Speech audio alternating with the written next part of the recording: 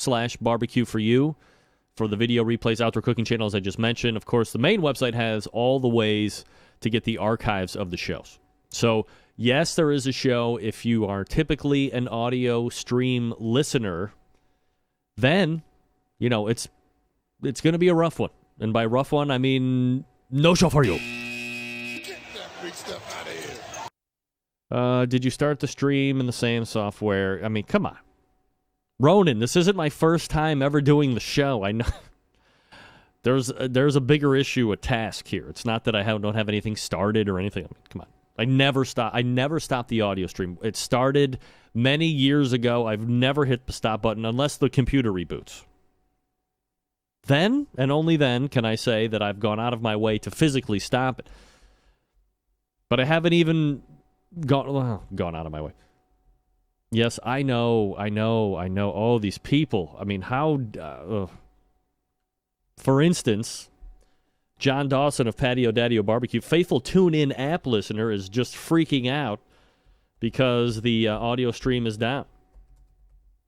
And I have no way to figure out how to fix it. I mean, I imagine it'll just come back on. Luckily, I'm recording, so you can now, the live listener can feel what it's like to be the podcaster. Yes, see, we're changing lives every day. Now, some of you might be looking and saying, aside from, well, Rempe looks good again. I mean, every week, right? You notice maybe I took a little off the top. I'm getting a lot of the, hey, it's the summer dew comments. No, it has nothing to do with summer dew. Quite honestly, if it's just between you, me, and the fence post, this was a much bigger scheme. Long, drawn out, played like so much human chest. Chest? Like so much human chess. You would recall last summer, a little over a year ago, I was... kind of working back. Look, I'm as non-vain as it comes, especially with the hair. I've never been a big hair guy. I've always known, I'm not, well, let me put it this way. I've never been a guy that has decided that at any and all costs, I'm going to keep what I have, and I'm going to do whatever it takes by any means necessary to keep it and style it, as it were, if I was in grade school or high school or whatever. I've never been that guy. I refuse to be that guy. It's not me. I'm not vain when it comes to hair. I'm vain if I'm a big fat effer. But I've never been a big vain, oh, my hair. I don't care about my hair. Luckily for me, my head is nicely circumferenced. I don't know if that's a word. So all the way last year, I was like, honey, I got to shave my head. I'm going to be bald at some point, or it's going to look bad. I don't want to look bad. I'm just going to shave it off. I'm not going to keep it so. But I got to look to see, what I look like, right? And she's, okay, go ahead. So, shaving it all off. And... lo and behold, you saw what it looked like. It wasn't terrible. There were no big divots in the head, which is great. Nobody wants divots in the head. So we found out aesthetically that the head was good. But the tracks were laid because I knew I could grow the hair back out. After everybody got over the initial shock of me shaving my head bald, I would be able to do it again. People were used to it now. So this time, when I started complaining about the hair, I was like, you know what, I'm just going to get it shaved off. Wife was like, yeah, just go do it. I went over to the lady that cuts my hair, told her to take it down. So as you see now, boom, done. Got home, no problem whatsoever. Mission accomplished. Mission accomplished. Look, I've never understood the guys that, how long ago was the comb over in fashion? Was that ever in fashion? That was the worst invention ever. Whoever thought about growing hair on this side of your head down to like your shoulder and whipping it over? You get a halfway decent gust of wind Your hair's like flopping in the breeze. Oh, no. That's worse. That's worse than pretty much anything. It's worse than a bad hairpiece. It's worse than bad plugs. The comb over is the worst, and there's no way. If you told me that I could get, like, hot chicks with a comb over, no. No thanks. It's the worst look ever. It could be the worst look, period. In fact, we might ask one Arthur Chu what his thoughts are on the comb over, since he is a master of knowledge. And that's who we're going to come getting up out of the break. Arthur Chu, Jeopardy champ. 11-time Jeopardy champ before he was knocked off. We'll get to him out of the break. But first, let me talk to you quickly about Tasty Licks Barbecue Supply, known for their amazing wide selection of cookers, sauces, rubs, and all the things for both the backyard cook and the serious competition team. They sell Big Green Eggs, Kamado Joe's, Primos, Mac and Green Mountain pellet grills, all the Weber grills and smokers, as well as Meadow Creek smokers and cookers. They're also one of the largest barbecue guru dealers in the country. And the very first to offer professional and amateur cooking classes featuring well-known chefs like Harry Sue, Todd Johns, Dan Hickson from Three Eyes Barbecue. So call Fred Bernardo, the smoking guitar player, or call him anything you want, so long as you buy something. I'm just kidding. Anyway, call him up or any of the friendly staff at this number. This one's toll-free, 800-677-2882. That's 800-677-2882. Or just go over to your worldwide internets and look them up at tastylicksbbq.com. And don't forget that the Smoke Guitar Player now has over probably 160 cooking videos on the website, and a couple of them doesn't even try to sell you anything at all. Just spitting game, dropping mad barbecue science on that ass for free. Again, that's Tasty Licks Barbecue Supply in beautiful, dare I say, tropical, downtown Shillington, Pennsylvania. Or, again, on the warmer confines of the internet, tastylicksbbq.com. That's tastylicksbbq.com. All right, Arthur Chu coming up out of the break. Jeopardy champion to the tune of $300,000 parlay. We'll get him up right after this. Stick around. You are listening and, well, you're just watching the Barbecue Central show tonight, right here on the Barbecue Central Networks.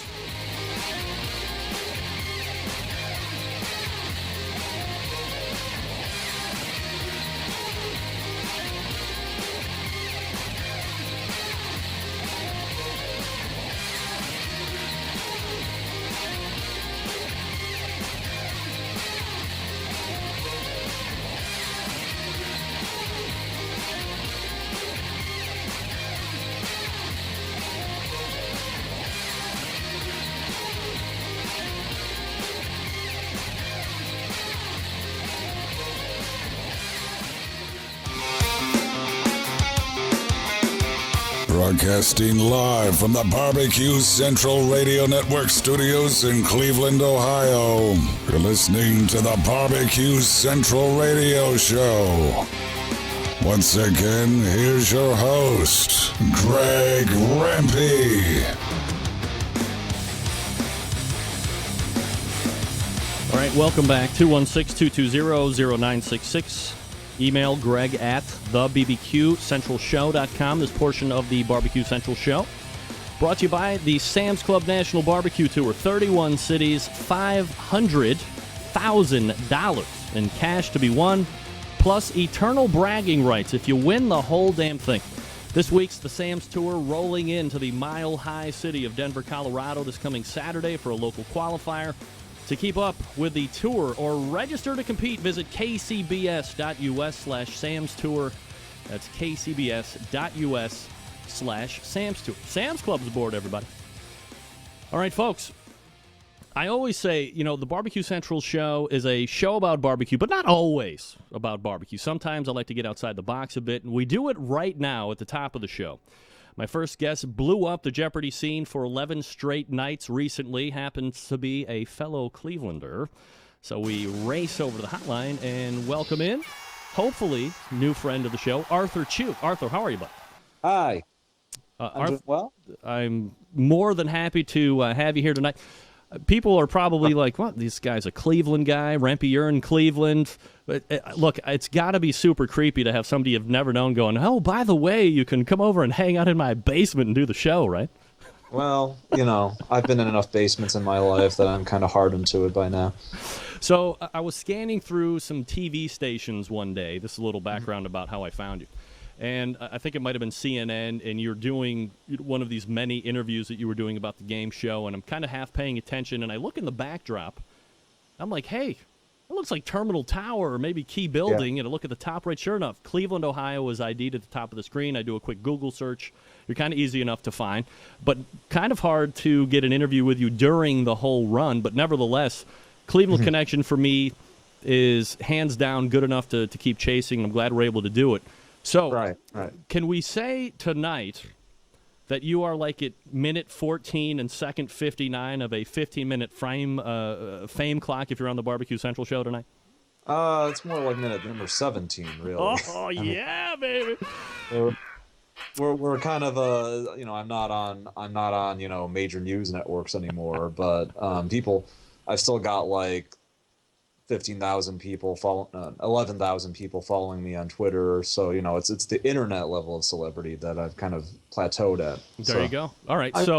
About. When a barbecue show reaches out to you for an interview, like what's the first thing that goes through your mind? Is you think it's like a bullshit, or you're like, yeah, I'm down with that, or what? Well, I was wondering if there would be actual barbecue involved, but it was a little bit disappointing to find out that there wasn't. But. Well, the good news is you're kind of local, so when I have the next big barbecue, you get the invite and you can actually know that I have barbecue chops. Fair enough? Okay. All right, we're talking with Arthur Chu. If you don't know who he is, arthur-chu.com, the website. 11 time in a row Jeopardy champ. Trivia guy in general, Arthur. There's a lot of people out there who just seem to know a little bit about a lot of stuff. Is that kind of you, or where do you fit into that whole deal? Oh yeah, definitely. I mean, you don't get to. No one even. In order to even consider being on Jeopardy, you have to be someone where your whole life they've been telling you, oh, you know so much stuff. Oh, you should be on that show. But you find out where the gaps in your knowledge are pretty quick when you're studying for the show. So I know a lot about a lot of random things, but I have some pretty, sports is a big, stumper category for me. There's that famous moment on the show when I did that $5 daily double on Sports Question. When we talk about the show, is that something how do you apply for it? I mean, I've watched it like a billion times in my life. Obviously, I've never had the same thought where you did, where you're like, hey, let's go ahead and see if I can't get on. I've never been that far, but how do you get on a show like that? Jeopardy's actually, it's pretty easy. It's a lot easier than it used to be. There's a website, so you go to Jeopardy.com and they tell you when they're having the online test. Online test is in January, so you just log on that day and you take a time test, and if you score high enough, you get thrown in the pool. And if they draw your name out of the pool, they'll call you in for an in-person audition. That's also pretty simple. It's a day of hanging out in a hotel somewhere and, playing a mock game of Jeopardy and taking the test again. And that's it. One day, and then you forget about it. I totally even forgot that I did audition when they finally called me. Arthur Chu joining me here on the show. How does it fit into real life schedule? Once you make it onto the show, you start winning. You keep winning, you keep playing, kind of like softball, kind of like baseball, whatever. It seems like depending on what you might do for a living, it could become an issue at some point. No? Yeah, it could. But the thing that people don't realize is the show is taped in a block. So the whole week is taped in one day. It's 5 episodes: Monday, Tuesday, Wednesday, Thursday, Friday. And that's one day of taping. So I was on for 12 games. I lost my 12th game. So I was only there for 3 days total. And as soon as you lose, that's it. You get turned right out and you're done. Yeah. Unless you want enough to get invited back for a Tournament of Champions in the future. But, you only get one chance to be on the regular season. So once you're selected to be on the first show, what kind of a time span do you have between, hey, Arthur, you're going to be on, to, okay, it's game show night? About 30 days. And do you have all that time to study, or what's your, well, we know what the game strategy is. We'll get to here in a second, but what's the prep strategy to get in? Oh, to get invited onto the game, or once you're once you're picked, what's your strategy to prep for the game itself? Yeah, for me, I watched the show every day when it was on TV. I caught as many episodes of the show. I don't think they had the Crackle thing back then, so I was just looking up episodes that people randomly uploaded onto YouTube. Just tried to immerse myself in the show as much as possible. There's this website called the J Archive, which is like all these questions, all these answers, I should say, these clues from the show, compiled from past seasons on the internet, and you can just go through them and test yourself. And I just got obsessed with doing that. I made some flashcards that were about topics that come up on the show a lot. So, I'd recommend for anyone who's trying to get on the show, there's some wheelhouse categories like, U.S. state capitals, world capitals, state nicknames, that kind of thing. And then it was just like going over that basic material again and again. It's better to know a few things and know them really, really well than to try to learn everything. So you have the preparatory. Now, once you get into the game, obviously you have a strategy laid out to how you're going to execute in-game. Where did you is that a strategy that other people have used, or is that something that you kind of really brought to light? Because I know a lot of people are kind of pissed about it. Well, people have said different things. The basic ideas that I used, they were all there. I think I might be relatively unusual in putting them all together that way, but the thing where I bounced around from category to category, that's called the Forrest Bounce. That's named after Chuck Forrest, who did it in 1985, which is like the second season of Jeopardy in history. So it's not particularly new. Going out of order to hunt the daily doubles. Roger Craig did that in 2011. The computer, Watson, did that, and that's what kind of drew my attention to it, that they had all these interviews when they did the Watson matches where they talked to the team from IBM that invented the program that they put into Watson to play Jeopardy, and they were talking about all these strategies that in their tests were optimal for winning the game. And if you get the daily double earlier, you're more likely to win the game. If you get a big lead earlier, you're more likely to win the game. So all that stuff just kind of makes sense. As I had mentioned, and as the games wore on, you kept winning, and people were seemingly enamored with your strategy in game.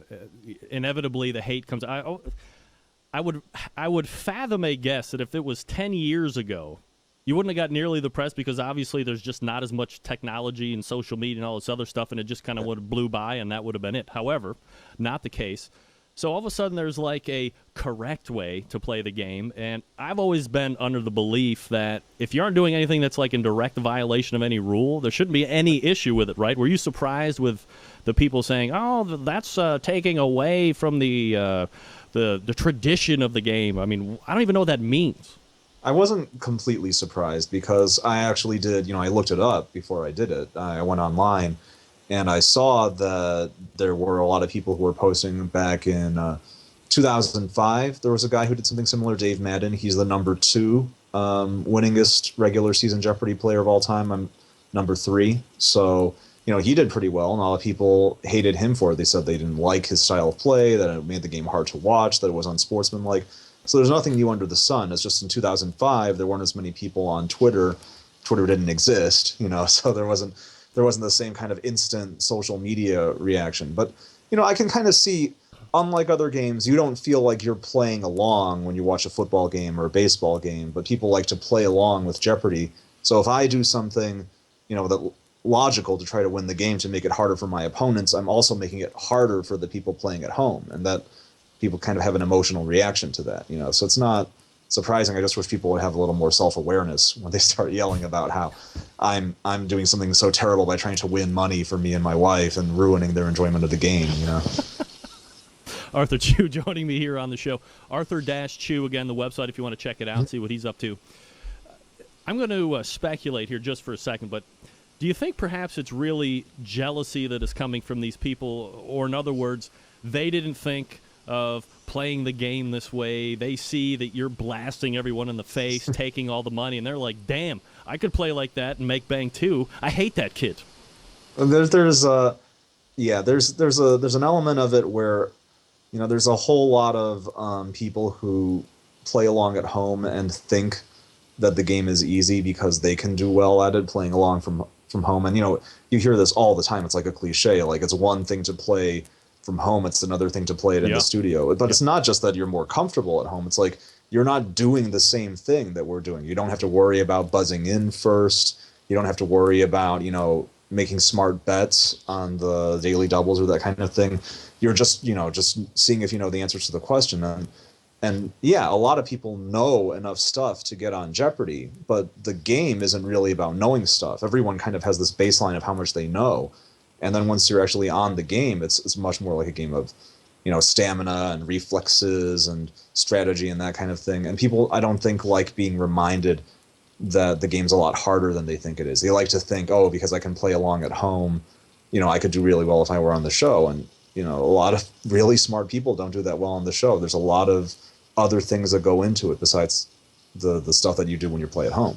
Yeah, and I think it was I saw one other interview a couple days ago when I was doing a little bit of research. Is this hunting for daily doubles early, the keeping your opponents away from them, one thing as well. And I think a lot of people get lost in this whole, how the game was played. And you mentioned a lot of smart people, but you got to know a lot of answers too, right? If you don't know answers, you don't make money. Oh yeah, exactly. The unsportsmanlike thing, yeah. Outside of a very few situations, there's no way to get more money than your opponents in Jeopardy without knowing more answers. That's just it, So, I think I think a lot of people are gonna be watching this upcoming Tournament of Champions because of all the press that I got. And then, maybe I'll be able to vindicate myself to the haters by playing against some really top players and seeing whether I know more than them. Everybody knows about my strategy now, so it's not like I can surprise anybody with it. So, I'm kind of, getting ready to see if either I'll be really humiliated this fall. I think that's when we're going to have it, or I'm going to be vindicated, but we'll see. Yeah. Alex Trebek, douchey or pretty cool guy? He seems like a pretty cool guy to me. He's very professional, so we weren't really, buddy-buddy. He goes through like so many contestants in the course of a day, but I never understood why people, don't like him. Or I think that comes across more when you're watching it on TV. When you're on the show, you're so nervous, and him being so like sort of bland and calm, it's a very, calming thing. He thinks it's no big deal, so you don't think it's a big deal. It's part of his job. Is he able to drop the hammer on correct answers or not? I know there was like this infamous exchange between enunciation discrepancies where he said no, it's this, it's that because of a hard G or a soft G. Is he allowed to drop the hammer like that? He doesn't make those decisions. He's just the host. The decisions are made by a panel of judges who aren't on TV. They're sitting next to the camera where you can't see them, and nothing is final in the game unless they say so. So actually, I feel bad if it made it look like I was mad at Alex at Trebek, because I wasn't. But I was a lot more keyed up than you would think, because it wasn't that he just like ruled me wrong. He ruled me right. And then the producers at the judges table are yelling, stop taping. And then we were standing there for like half an hour while they argued about one of those things. And then we had to go back and start taping again. Then Alex had to tape it again, saying that I got it wrong. And so I was like really strung out after that whole experience. And so that probably came out on TV. But it wasn't like I was mad at Alex because Alex didn't make that call. If it was Alex's call, I would have gotten it right, so. I guess that's where the whole thing at the end where portions of this game were edited for sake of time. I never even knew that would happen in a game. A half an hour delay, you got to go back. Wow, it's just like reality television. Arthur, in a vacuum, the just shy of 300 grand overall winnings or whatever, great windfall, no doubt about it. But it's not like long-term FU money like you won $5 billion or anything like that. So, you're a 30-year-old guy, you got a wife. What's the plan like with the cash? What do you hope to achieve with it? It's not so much the cash as the like 15 minutes of fame. The cash, I was always thinking the majority of that was going to go into investments, into relatively safe investments. I talked about stuff like going on a trip or like donating to a charity, and I plan to do both of those things. But I always thought, the smart thing, I got here by being smart. I'm going to keep on being smart, is to not spend it all, but to save it for retirement. But what's been most interesting, I never expected that this many people would be paying attention to me, that my name would be all over the place, that I'd be in the news. So, I've been talking with people, maybe there's some interest in seeing me write a book about something. Maybe there's some interest in seeing me write articles about something. I think the 15 minutes of fame was partly because of the Jeopardy thing, but also it wouldn't have happened if, at least some people weren't interested in hearing me talk about stuff when they contacted me for, interviews and that kind of thing. So that's sort of the tentative, no big announcement, but that's kind of what I'm looking into right now. So maybe some books, maybe some, internet writings or something along the lines just to kind of get Arthur out there still. Yeah. What do you do for a living? For a living, at my day job, I work for an insurance company in the legal department. So a lot of fun stuff, reading contracts, studying insurance regulations, that kind of thing. And you guys are just over on the west side of Cleveland, correct? We're not in Cleveland. We're south on 77. We're in Broadview Heights. Arthur, I hate to break it to you, suburb of Cleveland. Sorry. Anybody that listens to the show has no idea what we're talking about. So it's just the west, southwest the west Cleveland. side, Yeah. All right. So are you? So you're going to be on the Tournament of Champions. Is it? If you were to go up against what's that? Ken? Is it Carpenter or whoever? Is he like the number one guy ever in the game? Ken Jennings is a legend. Would you just like to go up against him head to head and see who would come out on top? It would be fun to do that someday. He's not going to be in this Tournament of Champions because it's just for the 2014 season. Yeah. If I, God willing, if I'm still around, my mind hasn't totally gone. Maybe when they have the next Battle of the Decades or something, I can represent the 2010s in the Battle of the Decades the next time they do one. I don't have really high hopes for what would happen going up against Ken Jennings. Any given Sunday, anything can happen. But Ken went for 74 games without losing. I went for 11. No one's even close to his record. And, he's in this current Battle of the Decades representing the 2000s. And in his qualifying match, he had more than triple the amount of money that his opponents had going into Final Jeopardy. So he's a tough nut to crack. I mean, maybe if I got my dream board, but we'll see. Arthur Chu is a 11-time-in-a-row Jeopardy champion, stockpiled nearly $300,000, and cashing in on the fame clock, as he said. We're at minute 17 here on the Barbecue Central Show. Arthur, appreciate the time tonight. Again, you can visit him at arthur-chu, that's CHU.com. And he's a voiceover guy, too, like me a little bit. So if you're looking for a sexy Cleveland voice, he's the guy you want to check out. Appreciate the time tonight, and we'll talk to you soon. Thanks, man. All right, take care. There he is, Arthur Chu, everybody. Yeah. Bet you didn't think we would ever have a Jeopardy champion on the show, baby. Yeah!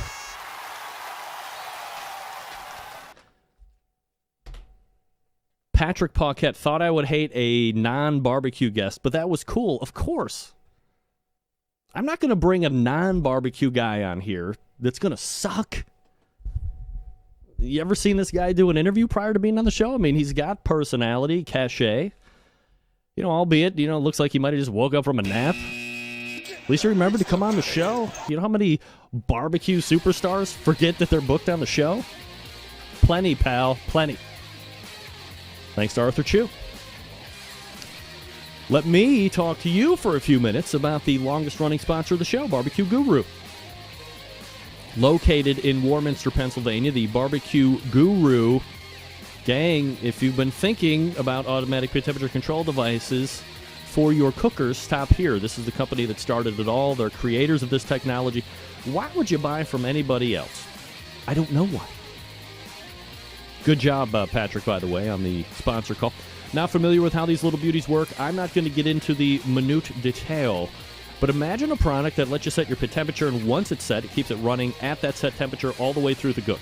It is not too good to be true. It is real life. You can take advantage of this technology today. Maybe you are a busy working professional, or perhaps you are constantly on the run with kids, doing errands. Quite frankly, you just don't have the time to sit around and tend pit temperatures. Barbecue Guru allows you to throw in a pork butt or a brisket or a couple slabs of ribs. You're off to do whatever it is you need to get done. And the Guru maintains the pit temperature you set it at. Number of different models to choose from. The CyberQ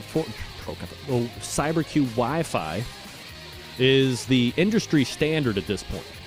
if you don't want to get up out of bed anymore and see where your pit temperature is at, if you don't want to get up anymore and increase or decrease the pit temperature, CyberQ Wi-Fi is the place to be. You can connect it to a Wi-Fi internet connection, smartphone, iPads, tablets, netbooks, laptops.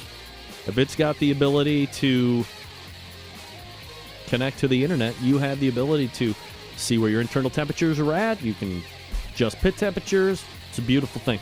Or if you want to get the entry model in, PartyQ, right there, $129 for most cookers. PartyQ, easiest point of entry into the pit temperature control device. It is self-contained package, runs on AA batteries, getting a facelift. Barbecue Bob Trudnak will be on here sooner than later to talk about the whole new unveiling of the new CyberQ, or of the new PartyQ. You also have the CyberQ, the DigiQ DX2. It's great. You got to check it out. Also, the Onyx Oven. If you're looking for a cooker, do yourself a favor. Head on over to thebbqguru.com. Check out their products. If you have any questions about what to order, call them directly, 800-288-GURU. They will make sure you're outfitted with exactly what you need to get you up and running right out of the box. That's 800-288-GURU or thebbqguru.com. The Barbecue Guru, a breakthrough in barbecue technology. We're back with Eric Thomas of the Rolling Grill. Stick around. We'll be right back.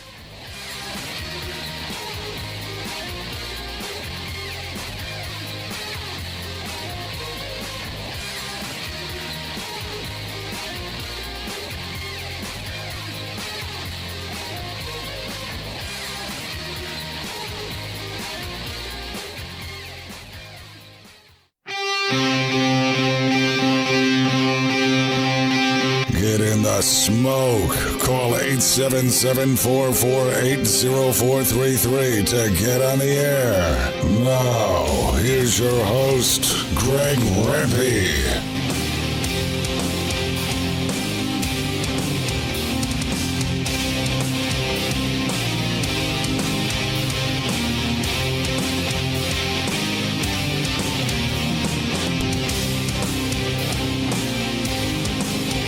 We're back.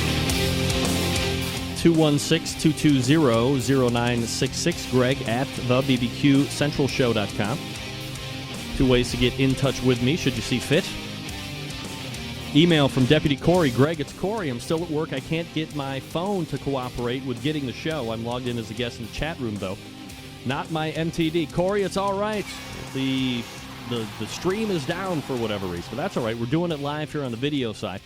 And joining me right now is the pitmaster of the Rolling Grill, fresh off his second appearance on the very popular Barbecue Pitmasters TV show. Also a newly published author with the book, How to Start a Home-Based Food Truck Business. Let's head on over to the hotline and welcome in friend of the show, Eric Thomas, joining me. Eric, how are you, buddy? Man, how you doing, Greg? I'm doing absolutely fabulous tonight, Eric. Appreciate you making time for the show. So if we could, let's start with the TV show, since that's kind of like most recent as far as things that have happened, at least as we've seen on the television. Debut episode of the newest season of Barbecue Pitmasters, and you make it back on again, I believe now twice in as many seasons, if I'm correct. Did you have to reapply for casting? Do you field a call from somebody saying, hey, Eric, you want to be on the show again? How does that kind of work out for you?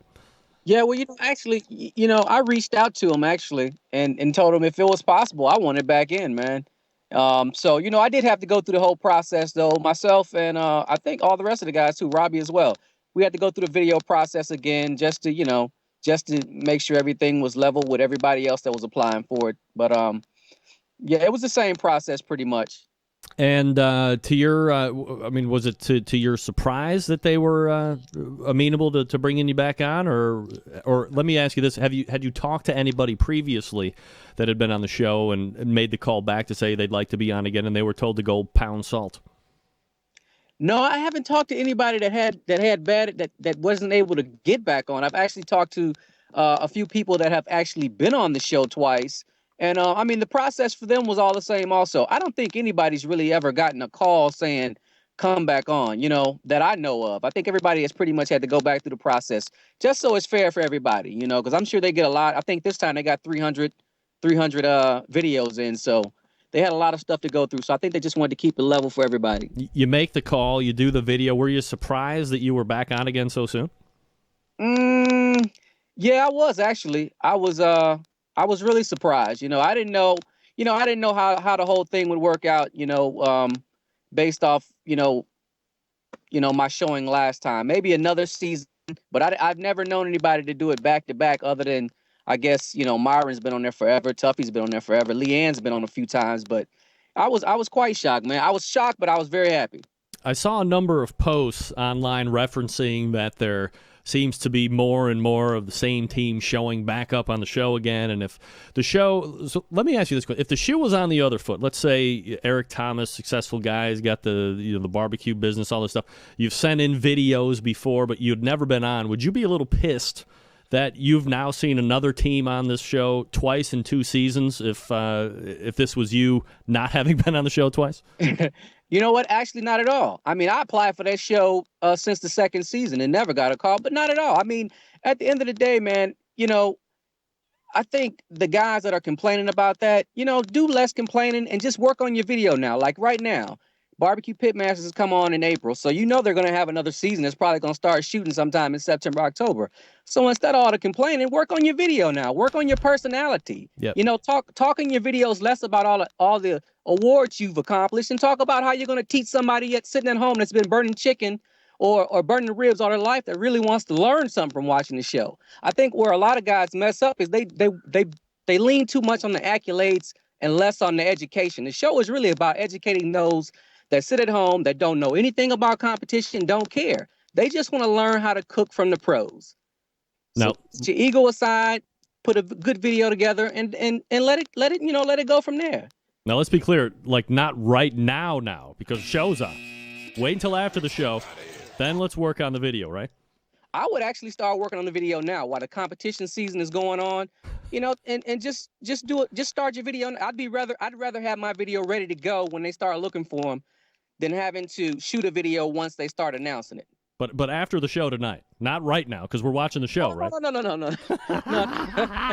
no, not right now, man. But sometime before the summer and spring is over, start working on your video for the next season. That was my next question, because I thought, the very first season, and I don't know how they drew out that first cast of season 1, the one that everybody holds as the gold standard of Pitmasters, where they followed him around to competitions and stuff. And you saw Myron Mixon come off as the heel, and I thought a lot of people saw his success and how people either thought he was a complete douche or they thought he was the classic WWF heel and kind of fell in love with him and tried to copy that season after season after season. I'm a badass, I win this, I'll kick your ass, blah, blah, blah. And I think in the end, maybe the general public can only take so much of a shithead. I mean, acting like one. I don't mean Myron's a shithead. I mean, obviously, he's very respectable. But I mean, playing the role for the television certainly is something completely different. Right. Well, I don't want to speak for Myron, but I think, for all of us guys that cook barbecue and do it on a competition level, and actually, watch shows like Pitmasters. And I mean, you got to give it to Myron. He is a big reason for a lot of the success of barbecue, period.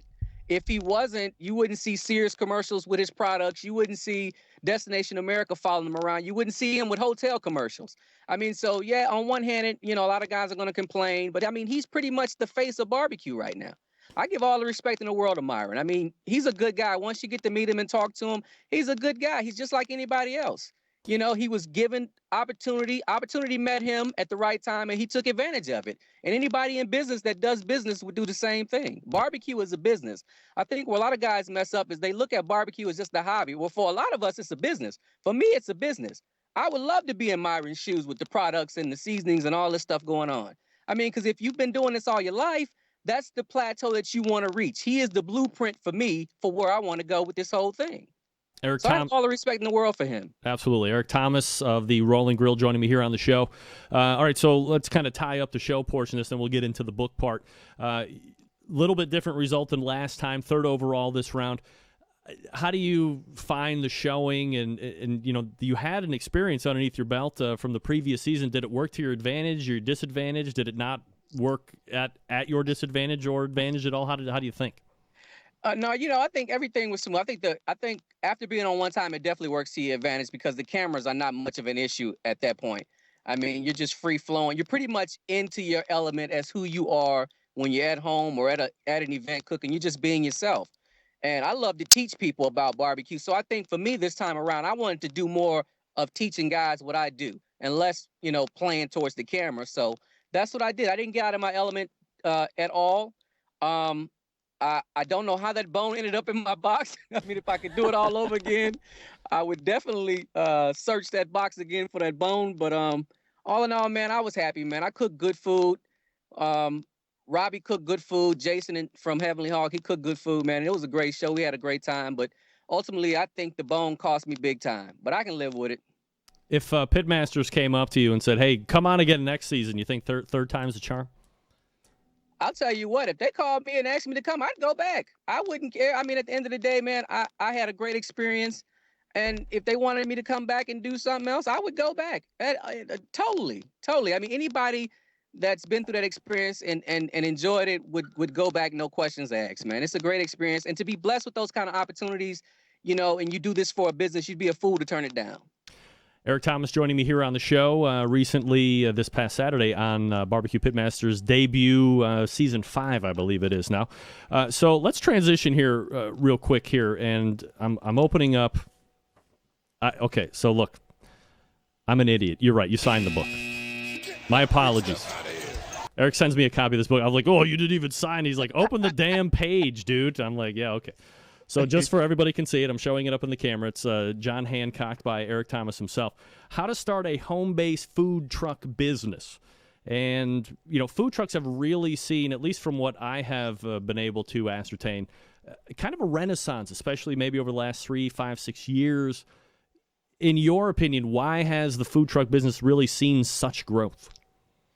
I think because it's different food. And what you have is eclectic, different type of people, whether it's barbecue pit masters, it's chefs that cook Asian food, whatever. They're tired of the kitchen scene. They're tired of getting paid low wages for cooking great food. And they're taking it on their shoulders and they're going out and starting these mobile businesses, whether it's a trailer, a truck, or a cart. And really, a lot of them are using the mobile food scene as a gateway to a brick and mortar. They use that as a way to make money, to get out and reach potential investors, a way to make money so they can go and get a brick and mortar. And now what you're seeing brick and mortars turning around and doing the same thing, reaching out and getting food trucks so that they can reach potential customers that they can't reach in a regular brick and mortar. So, it's kind of going both ways now. But I mean, the food truck scene is never going to stop. It's amazingly huge in places like Portland, California, Miami, Austin, Texas. Places like Chicago and Atlanta are still having little difficulties with the city governments. But I mean, it's not going to stop. It's going to get bigger and bigger, if you ask me. Eric, did you go out and actively solicit interest from publishers on this book, or were you contacted? No, on the book, I actually went out and solicited. The book was initially just about me and my mobile journey with food. The way the whole mobile food, how to start a food truck thing jumped off is, the food truck show, the Great Food Truck Race was really popular. So the publisher wanted to go that route with naming it that. But it encompasses and embodies all of mobile food, not just food trucks. I mean, if you got a cart, if you got 2 Bunsen burners and 2 pans, I mean, it's like they do it in Korea. I mean, it encompasses the whole thing. It just gives you a journey on how to get started, what to look out for, and a lot of the wins and losses. So when you get the initial signing, how long does it take to go start to finish in the writing process? Start to finish may have been 6 months. Really? Yeah. You're a freaking genius. Yeah. Holy damn, that's like nothing. Yeah, I mean, it was a lot of research. Wow. Honestly, the biggest part, I think, for me was all of the edits. I mean, because I had a lot of it. I had already done enough research on it, but all of the edits that they put you through before the book comes out is really what takes the most time. But for me, I mean, I was pretty much maybe about 2/3 of the way finished already before I even got the deal. And they pretty much accepted everything I had. So it was a win-win. I didn't have to go back and redo a lot of stuff. Eric Thomas from the Rolling Grill joining me here on the show. Title says it all, but for the people listening who have been thinking about doing something like this, key factors that you think, maybe some of the biggest key factors in being successful in the food truck or the portable or mobile food truck business. Key factors is you have to understand your city government. Like for guys right now that do catering, I think one thing I think that hurts a lot of food truck guys is they don't want to cater. Well, food truck money is only going to take you so far. You've got to cater. So you've got to be able to do both. You know, if you're going to do a food truck, understand before you even do the food truck, put your catering menu together, because you're going to get calls for big parties. You're going to get calls to set up for weddings. You're going to get calls to do movie set stuff. But those guys want catering menus. They don't want just, you know, one little sandwich and a side. They want catering menus. So you got to be set up for both catering and what you do on the street, as far as like your five, you know, most food trucks have maybe like 5 or 6 solid items that they sell. You know, that's my biggest thing, I think. And understanding your city government, and understanding that if you're going to do mobile food on the street, you got to find you a good commissary. Because if not, you're not going to pass the health inspections. What about probably one of the most important things, liquidity? Do you need to be in a stupid question, but I mean, do you need to be in a financially strong position versus something like a traditional restaurant, or if you're taking over like a rundown Dairy Queen type deal? No, I think for food trucks, I mean, there are a lot of places, especially in California, that rent food trucks. I mean, you don't have to buy them. There's a lot of places that rent food trucks, that rent food trailers that are already equipped with whatever you need. You know, you just sign a lease agreement and get going. I mean, and get started. So I think a lot of misconceptions are you have to buy the truck. Now, you don't have to do that. I mean, there are a lot of places that do rent. You just got to do your research. And a lot of that stuff, I actually have a few places in the book that actually do a lot of lease on food truck. You'll find a lot of them in California. Eric, are there food persuasions or types, if you will, fare that you would perhaps want to stay away from in a food truck setting? Not at all. I would just say be creative. If Joe Blow down the street is doing pulled pork sandwiches and baked beans, do something different with it. You know, spin it, twist it. Food truck food and mobile food is all about being eclectic and doing the simple stuff, but being a little creative with it. You know, appearance is everything. You know, be a little more creative with it. But no, I mean, you can do any kind of food. I mean, you got cupcake trucks now, man. You got Waffle House even has a food truck down here in Atlanta now. I mean, anything will sell, man, as long as it's good food. If you're on top of the game, you have a good location, you have good commissary hookup, you know all the deal, and you're working your ass off. I mean, look, if you're going to be in a food truck, it's like anything, you got to put in the work, of course. Oh, yeah. I mean, what do you think you can clear out after expenses and all this other stuff, permitting and whatnot? I mean, what do you think you can clear out in a year? You looking at 6 figures? You looking well into that? You looking at high 5 figures? No, I mean, like I say, if you're just gonna do food truck stuff, no, any guy that does a food truck will tell you, if you're in it for the money, then you might as well give up. I mean, you got to do other stuff. You know, to just set up on the street and sell is not gonna do it for you. You want that truck and that trailer is a mobile billboard. You have to use it for all it's worth. Like I said, catering, movie sets, like down here in Atlanta right now, movie sets are popping up. All movie production houses are all over the place. These guys want to be fed, and they want to be fed pretty much 24/7. You know, so there's a lot of other things you can do with a food truck and a food trailer besides just doing mobile food on a street. You know, fairs, festivals, construction sites, there's a plethora of things you can do. But number one is you better have a good catering menu to go along with that mobile plan, because if not, then you're losing out on a lot of money. I would be remiss if I didn't ask this question, but people are going to be listening to this interview and they're like, oh my God, Eric knows so much. Aside from the book, is Eric Thomas available for consulting? Oh yeah, I mean, damn right. I get 20% now. Come on. Oh yeah, I mean, of course, man. I mean, that's like I said. One of my things that I love to do, man, is I love to teach people. Knowledge is power. You know, each one teach one, pass it on. If I know something and I can help somebody else out with it, man, I'm not one of those guys that like to keep it all up under the cuff and you know, nah. I love that. If it's something I know and you need some help with it, I'm cool with that. I love to teach people, man. I love to pass the knowledge on. So, nah, I'm always available. Eric Thomas is a lover of people and is the pitmaster of the Rolling Grill, author of the new book, How to Build a Home-Based Food Truck Business, which obviously can be easily obtained through a site called Amazon.com. Maybe you've heard of it. Eric, great to have you back on the show, man. Continued success. You too, Greg. Appreciate it, bro. You got it. There he is. Love that guy. Bringing it strong with the food truck talk. I don't want to be redundant, but bringing it strong in a strong way. And you could tell, Eric, very passionate about the whole food truck business, or the mobile eating Eateries? Mobile eateries? Mobile eateries. Again, it's to how to build a home-based food truck business. Amazon.com, search Eric Thomas Rolling Grill, and you will find it. Buy it through my website. Click on the Amazon link in my website. Give me $5. Centralites, are you interested in taking barbecue and smoke foods to the next level? Have you thought about starting a catering business? We were just talking with Eric about that. Opening a food truck. We were just talking with Eric about that. Or even your own restaurant.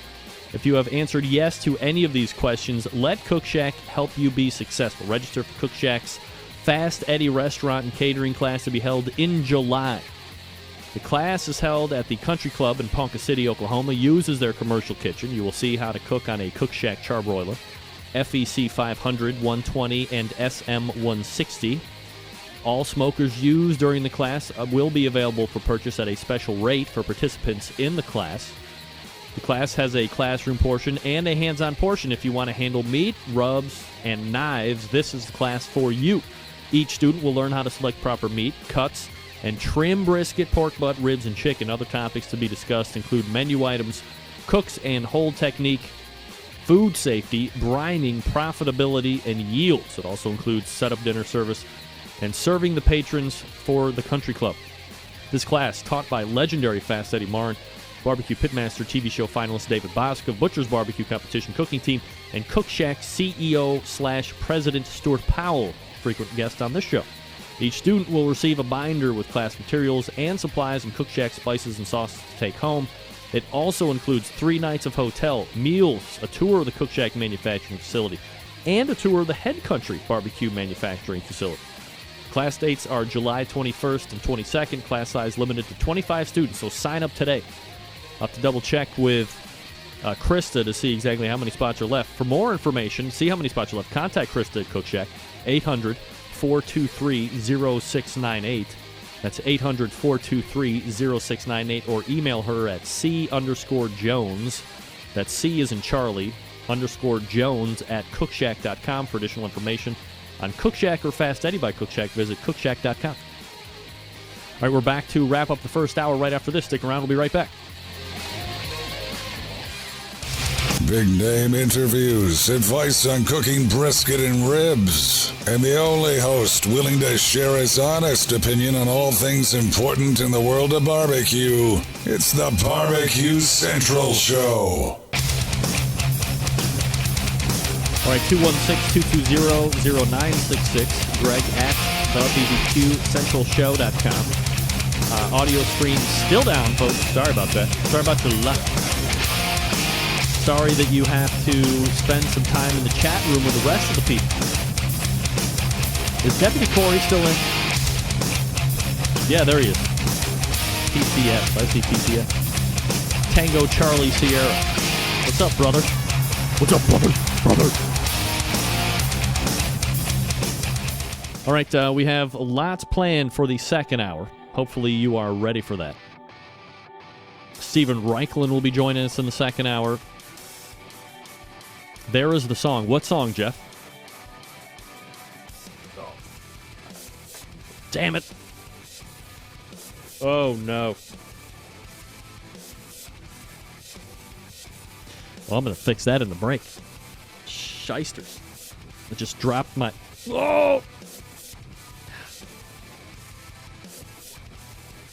Just dropped my earphone thing down the ground. This earphone thing, you can't see it. It's highly professional. All right, we're going to jump away. We'll reset for the second hour.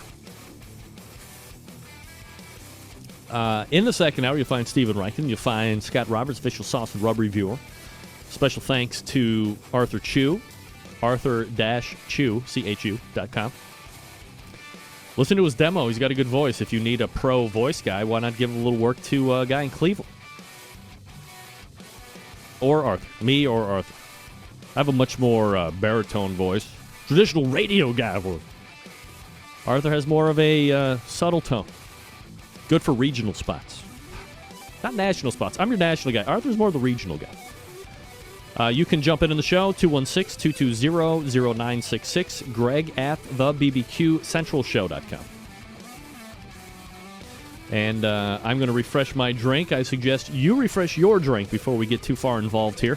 You're listening, and well, you're just watching still, the Barbecue Central Show right here on the Barbecue Central Network. Stick around, be right back.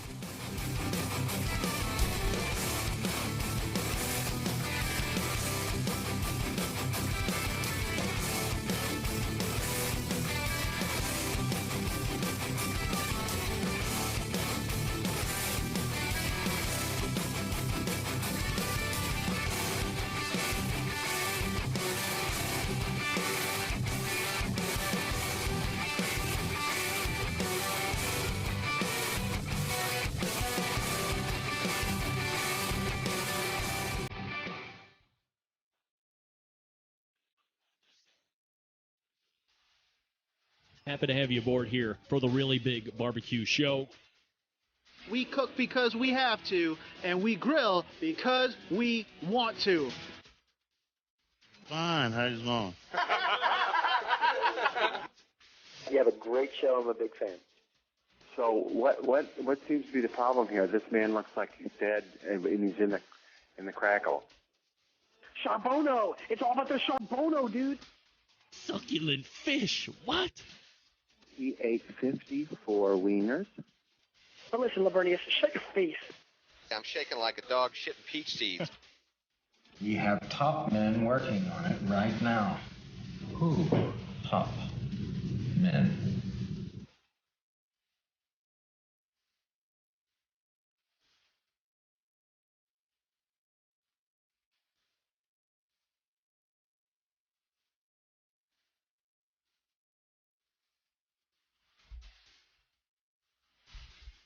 All right, just like that, we are back in the second hour.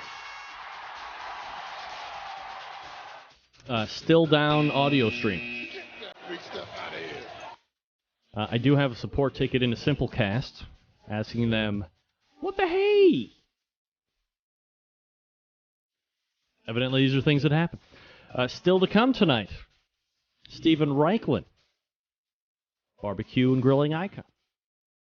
Scott Roberts, Barbecue Central Show official sauce and rub review.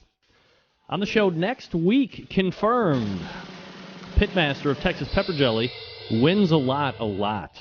Craig Sherry. He has hit the magical 7 grand championships in the allotted window to get the auto kicker into the jack this year. So he will be headed down to Lynchburg. Confirmed. Also confirmed, I believe he's the country's best steak cook or something like that. He also wins a lot of barbecue competitions. Monty Brown of Trash Can Cookers is in. And as a favor to my guy Kevin Bevington at the Outdoor Cooking Channel, Meathead mentioned it briefly last week. Unless I'm mistaken, Pigman. Pigman will be on the show. Kevin, email me during the show and tell me if we can expect Pigman. I believe Meathead said this guy goes around and kills wild hogs and then sells them to a barbecue restaurant in Texas or wherever, Florida, somewhere south. That shit ain't happening up here. So Craig Sherry, Monty Brown, and Pigman. What's his name? I want to know what Pigman's name is. All right, last year I screwed up in a hellacial degree. I was supposed to give away Jim Elser's Sweet Smoke Q gift pack. And I'm going to do that tonight, but we're going to do a game, folks. That's right. So call in right now, 216-220-0966. We are going to play the ever-popular Cheese or Font. That's right, Cheese or Font, the way the game goes. I will pick up. I will say, are you ready to play Cheese or Font? And you say yes. And then I'm going to ask you 3 questions. If you get 2 of 3 correct, you will win the prize. What is the prize, you ask? Glad you asked. 3 bottles of pork juice, 2 bottles of sweet sauce, 1 bottle of spicy sauce, and a bonus bottle of the not yet released beef juice. Hoofa. There's probably well over $100 worth of stuff for free. All you have to do is call in 216-220-0966 and play Cheese or Font. I will give you a name. You will say, is this cheese or font? All right. Area code 516, name and where you're calling from. Greg, this is Don from Long Island. How you doing? Don G, everybody. Hey! What's up, brother? Not much. How you been? I'm doing very well. Thank you for asking. You ready to play Cheese or Font? Yeah, let's give it a try. All right. Let me get my music up and running here. A little Milt Buckner. A little Robin's Nest. You like the Robin's Nest? It sounds like an all-skate music. Oh, yeah. That's right. Left around the circle, everybody. I'll skate. Guys, don't hold the girls' hands. They got cooties. All right, Don, ready to play Cheese or Font? Let's go. All right, question number, or cheese or font number 1. Let's see here. Ristretto. Cheese or font? Let's go cheese. Let's go... No. Oh, no! Oh. We suck again! Tricky. That's how the game is played. 216-220-0966. Very easy. 781, name and where you're calling from. It is Patrick Paquette. Patrick Paquette. All the regulars are jumping in tonight, ladies and gentlemen. Yeah! All right, Patrick, you ready to play cheese or font? I am. You could win 3 bottles of pork juice, 2 bottles of sweet sauce, 1 bottle of spicy sauce, and a bonus bottle of not yet released beef juice. Are you excited? I am very excited. I know I am. All right, cheese or font, first one. Derby. Cheese or font? Cheese.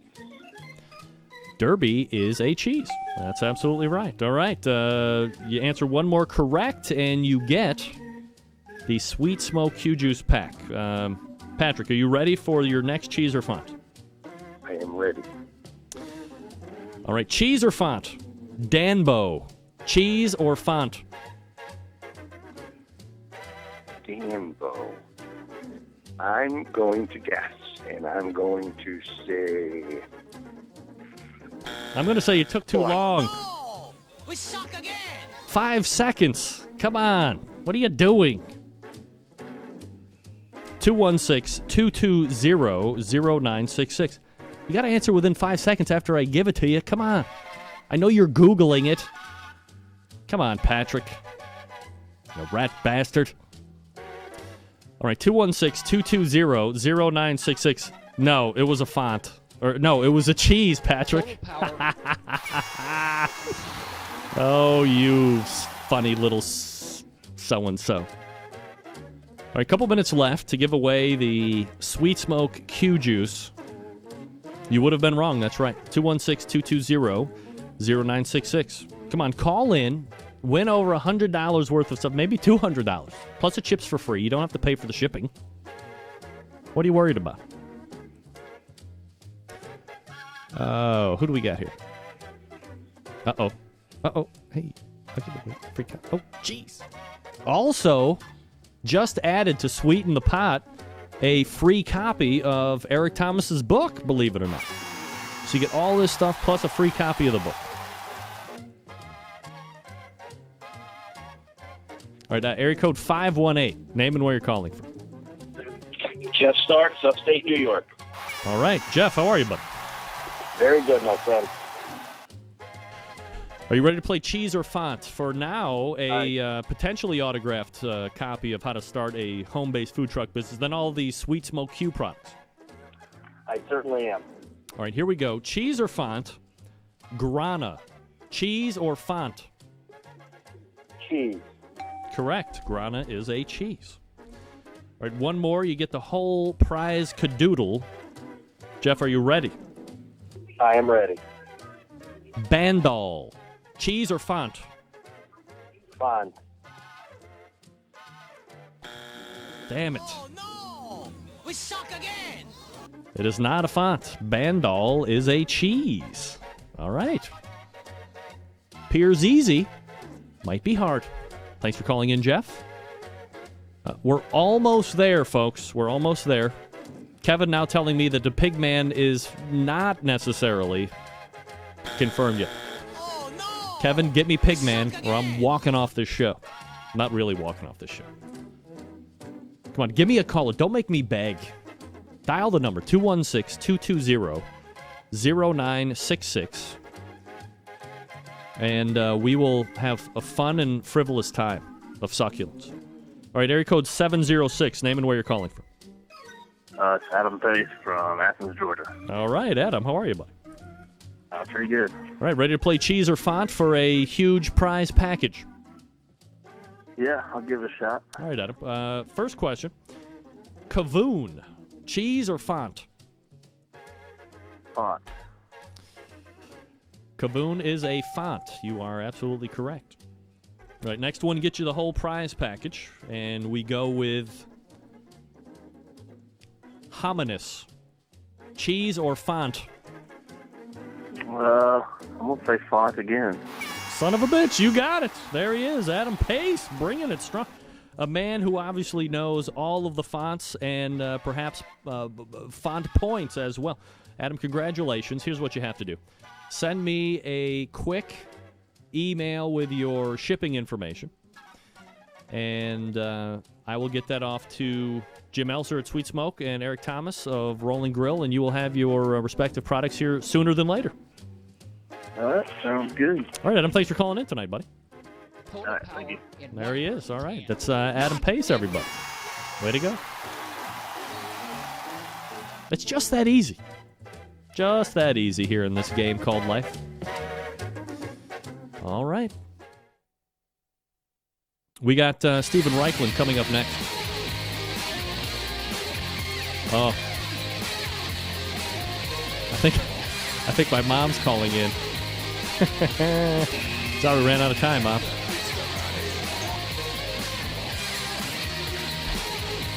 Evidently being loud.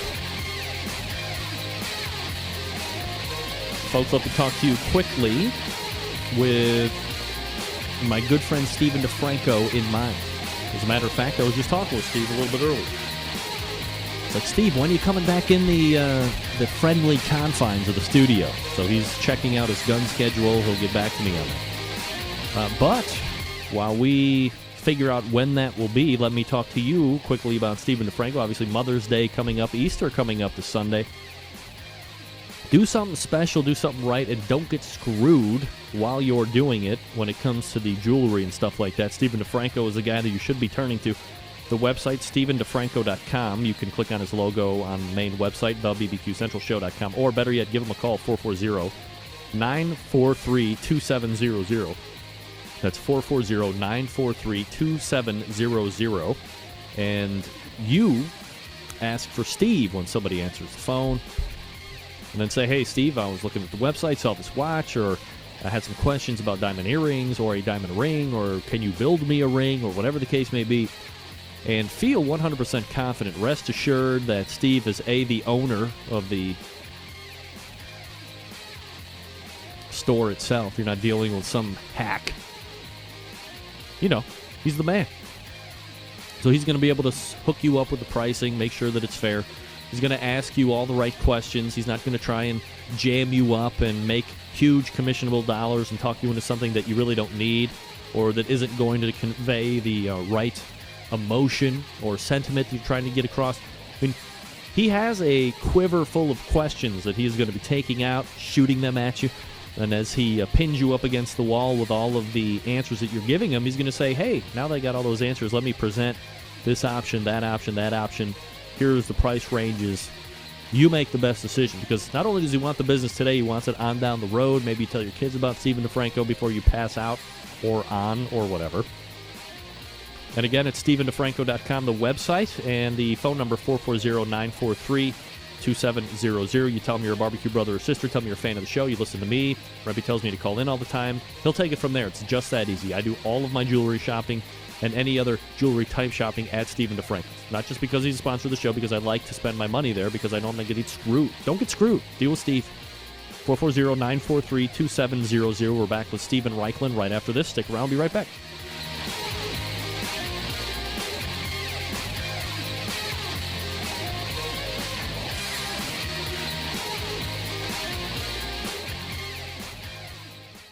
Broadcasting live from the Barbecue Central Radio Network studios in Cleveland, Ohio. You're listening to the Barbecue Central Radio Show.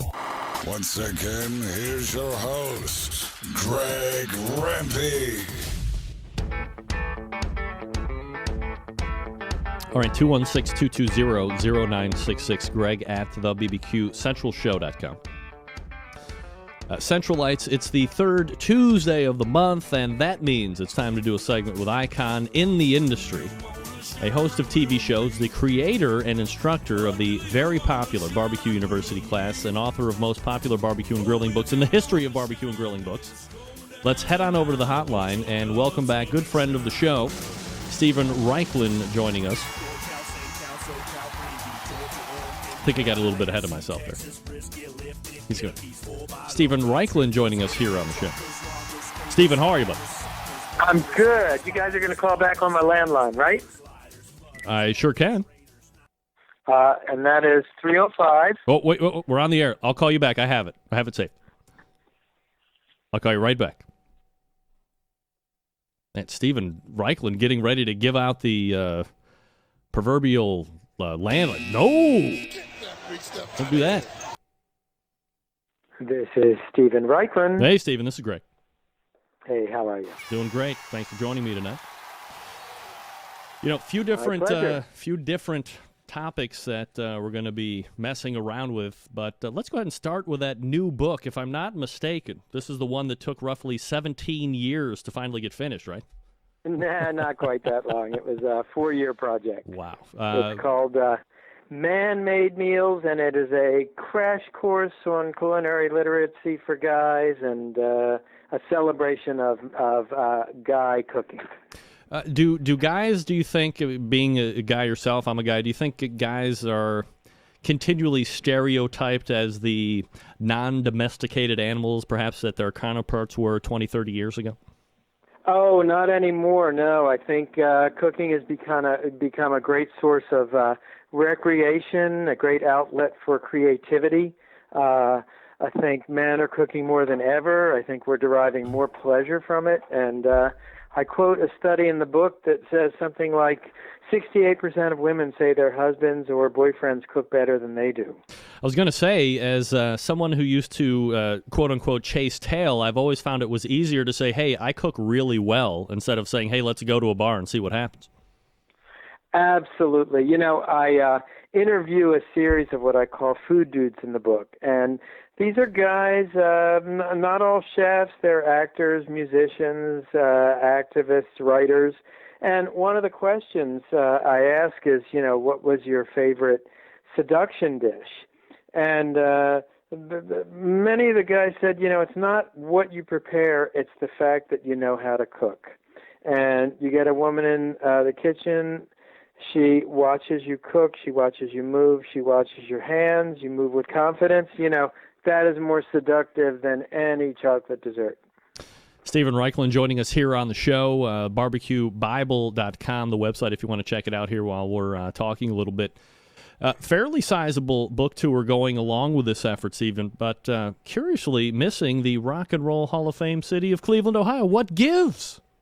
Yeah, I don't know why that's not on the list yet. I'm working on it. Part of the problem is that I have some overseas travel before the tour, and then we've got July 4th after the tour, and I think there are only so many cities they could jam in. You know, I also have Barbecue University coming up out at the Broadmoor Resort in Colorado Springs. So I think roughly between Thursday and June the 30th, I get to sleep in my bed a grand total of 3 nights. I think the biggest problem is it's Cleveland. Let's be honest. Now, I like Cleveland. I like Cleveland. I've had some great food in Cleveland. You got the greenhouse, right? All those guys? Oh, yes, of course. I mean, I obviously I'm a little, homerific here because I live here. But I think and not to diverge, but Cleveland still, for whatever reason, is the butt of the most horrific jokes ever on the face of the earth that are easily 45 years old now. The river burns, the sports team. Okay, well, the sports teams suck, but sometime that will change, I think. But you have a great market, as I recall, yes, that has a lot of West Side Eastern market. European cured meats Yep. and sausage. Yeah, It's Cleveland's. Greg, I'm of the belief that any place has something worthwhile to see and do if you're there for 24 hours. And when you're on book tour, it could be Paris, it could be Columbus or Cleveland. You're there for 24 hours. I always find something worthwhile. Yeah, I think when people show up, they might have preconceived ideas about Cleveland, but when they leave, they're probably our biggest endorsers and supporters after the fact. Steven Raichlen joining me here on the show. Steven, are there a couple, parts of the book that you're really fond of, that you really hold on to? Well, that feature, that Food Dudes section, was my wife's idea, but I feel like it lent a sort of a depth and an interest and an almost a philosophical aspect to the book that you don't normally find in men's cookbooks. And I interviewed guys like Stanley Tucci, the actor. I had great stories about growing up as an Italian American. Michael Pollan, the food activist, had very strong feelings not only about what we should eat, but how important it is for men to cook in terms of being role models for our kids, making sure our kids eat home-cooked meals.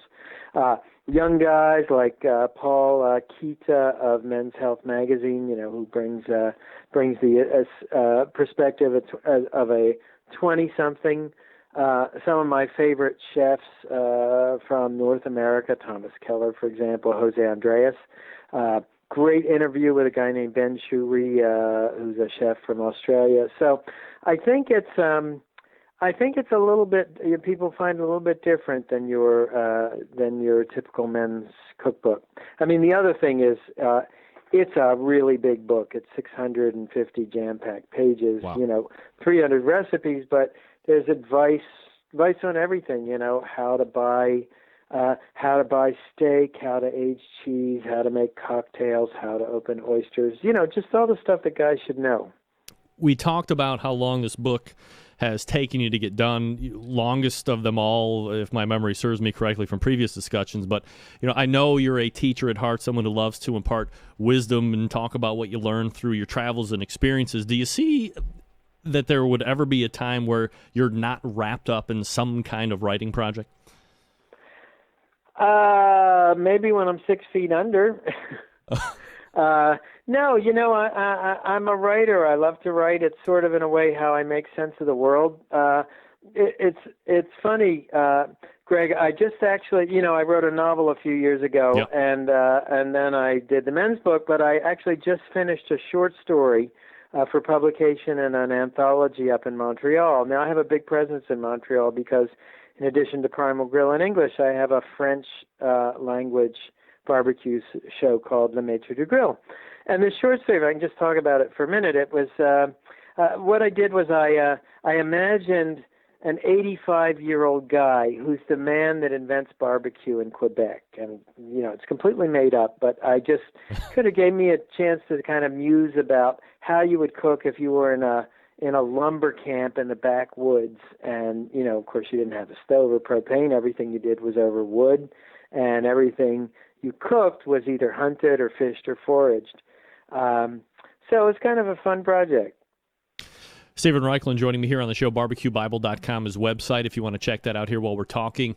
Obviously, well, I mean, you wouldn't know it today because we got 3 inches of snow in Cleveland and it's freaking cold again. My assistant lives in Cleveland, so yeah. Well, I follow your weather very closely. 40-degree temperature swings from Monday to Tuesday, but nevertheless, that's what you get when you live by the Great Lake.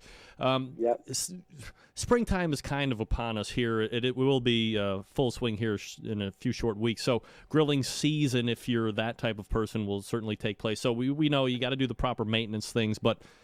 And I think you might have mentioned this as like the resolutions of 2014. Shouldn't this be the year, Steven, that every person, guy, gal, alien, whatever, commits to the multi-cooker backyard? Well, I sure think so. we still live in a country where about 68% of us cook on gas grills. And I'm not about to bash a gas grill. I have one, on a busy weeknight. I use it too. But certainly if you're a gas griller, you ought to at least open the door to charcoal grilling on a simple kettle grill. Why? You can grill on charcoal. You can smoke on charcoal. It's just fun and primal and manly to cook over charcoal. And then as you expand your repertory, I'm working, my next book's going to be a book on smoking. So, I think a smoker is very at home in a backyard. Offset barrel smoker, upright water smoker, the pellet smokers are gaining a lot of popularity. And a true smoker can do things that a charcoal grill sort of set to smoke cannot, and that is get you down to really low temperatures. We're going to be doing an upcoming blog on making your own bacon. In fact, we've been smoking bacon all month, and it's very hard to get a charcoal grill down to 160 degrees. Yep. I mean, one way you start is you use less charcoal, but still, it's the thermodynamics of a charcoal grill are really not designed for those low temperatures. So that's why it's also good to invest in a smoker. I often find myself like pining away for a brisket or a ribs if I'm stuck in the office. But, reality hits, and I really only have time to cook chicken, and I cook a lot of chicken. Are you a chicken guy? Me too. Yeah, man, we made chicken last night, and I'd say we eat some form of chicken once a week. Why? Speed, variety. I mean, chicken's kind of like a blank canvas, and depending on the marinade, the preparation, the smoke, you can really take that bird around the world. What we often do, it's a technique I call smoke roasting. So basically it's indirect grilling with wood smoke, but it differs than true smoking in that you're cooking at about 350 degrees as opposed to 250 degrees. When you try and smoke a whole chicken with the skin on, what happens? It gets a great smoke flavor, but the skin turns very rubbery. Yep. So if you smoke it at a higher temperature, you get the crisp skin and the smoky flesh. Actually, we're going to be doing I wrote a blog about that this morning. That's going to be going up in the next couple of weeks. It's funny. I just started a series of blogs on barbecuebible.com. It's called What I'm Grilling Now. And I thought, very often in the blogs we'll address grand topics like brisket or ribs or, the 10 best grill masters in North America. But I thought it'd be interesting from time to time to just share with people actually what I grill on a weeknight for my wife, and not sort of trying to make a big culinary statement, but just trying to get something really good on the table. So this is last night we stuffed fresh herbs under the skin, very simple rub on the outside, Mediterranean rub. Smoke roasted it on a charcoal grill indirect for about an hour, and then we always cut up root vegetables and put them in the drip pan. So the root vegetables, they actually roast in the melting chicken fat and juices. And it was a dinner that required about 15 minutes of preparation time, an hour and 15 minutes of cooking time, and, I guarantee you nobody ate better than Miami last night. I'm a big fan of chicken, so I think if you're one to shy away from it, it's and as you said, I've always called it like the blank canvas of if you want to test rubs or different things, there's no better thing to use to kind of see what you're up to. Transitioning a little bit for the Jewish Central Lights, Passover started last evening, goes until the evening of the 22nd. Any food recommendations during this time by chance? Well, I do, and as a matter of fact, the blog that was up yesterday, and if you scroll down, it's the second blog on the website, it shows a picture of herb and garlic dusted grilled matzah. And, as you know, or Passover is sort of, it's the story of the liberation from slavery to freedom, the escape of the Hebrew slaves from Pharaoh's grip, the 40 years in the desert, and the founding of the nation of Israel. So it's a really big deal holiday, but it's defined not by what you can eat, by what you can't eat. And what you can't eat is any leavened bread. Why? Because the Israelites, as they were fleeing Egypt, did not have time to let their bread rise. So we eat matzah to commemorate. But just because we're eating matzah doesn't mean we can't, we can't make some really good stuff. So I think if you look at this picture of matzah brushed with extra virgin olive oil or chicken fat, if you want to go in that direction, dusted with finely chopped spring herbs and garlic, crisped on a hot grill, man, I got to tell you, it's primo. On the counter to that, Easter obviously coming this Sunday as well, long associated with that Easter ham. For the life of me, I don't know if I've ever really been into the whole hot Easter ham thing. I mean, I love deli ham sandwich. I love leftover Easter ham in a ham quickie type of a scrambled egg deal. But the original dish is kind of just like meh for me. What's your take on Easter ham? Well, first of all, understand that I'm sort of approaching it from the outside because we never ate Easter ham at home. But I actually do like Easter ham. And what I do, and you can read about it in the current blog today, is I start with a cooked ham that's been already smoked. But then I smoke it some more because smoke's one of those things where if a little is good, a little more is even better. I do a brown sugar bourbon glaze, so you kind of play up that sweet and smoky. I don't put pineapples on it because I think that's a little retro. I think anytime you have a big hunk of meat and you carve it for people gathered around your table, it is an act that is simultaneously generous, magnanimous, and it also it's just it's a great way for people to share in a holiday. Stephen Reichlin joining me here on the show, barbecuebible.com, if you want to check out some of the things we're talking about. We ought to mention, since you mentioned both of those holidays, if I may, one food on the grill that's totally unexpected that actually bridges both holidays, and that's eggs on the grill. So I first discovered grilled eggs in Vietnam, where I watched a lady roast an egg on a tiny charcoal brazier, and then serve it in lettuce leaves with Thai basil and sliced hot chilies and Nyuk Mam fish paste dipping sauce. And then sort of fast forward to Israel a couple of years ago, where I visited an inn, one of whose specialties is they cook eggs in a smoker, and then they turn those smoked eggs into what in effect is an egg salad. Absolutely astonishing. But eggs, obviously a part of Easter with the whole Easter egg hunt, and a part of Passover because there is an egg on the ritual Passover platter. It's a symbol of spring. I think the presence of egg in both holidays probably predates both holidays, and it was just sort of a symbol of new beginnings of springtime. But if you have never smoked an egg, if you wind up with 20 or 30 eggs from that Easter egg hunt, hard-boiled eggs, put them in your smoker, smoke them until they're kind of bronzed with a patina of smoke. Man, that is absolutely astonishing. Really? Egg salad, deviled eggs, egg pate, smoked eggs rock. Wow. All right. Smoked eggs. Didn't even see that on the radar. Stephen bringing it strong as always and joining us every third Tuesday of the month. No one appreciates the time more than me, of course. Stephen, have a great Easter with the family this Sunday, and we'll talk with you again next month. Thanks. Grill on. All right. There he is, Stephen Reichlin, barbecuebible.com.